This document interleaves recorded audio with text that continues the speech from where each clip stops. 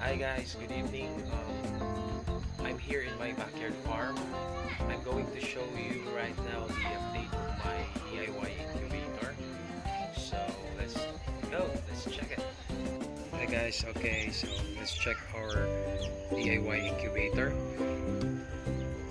So we have already one chick. It's color black.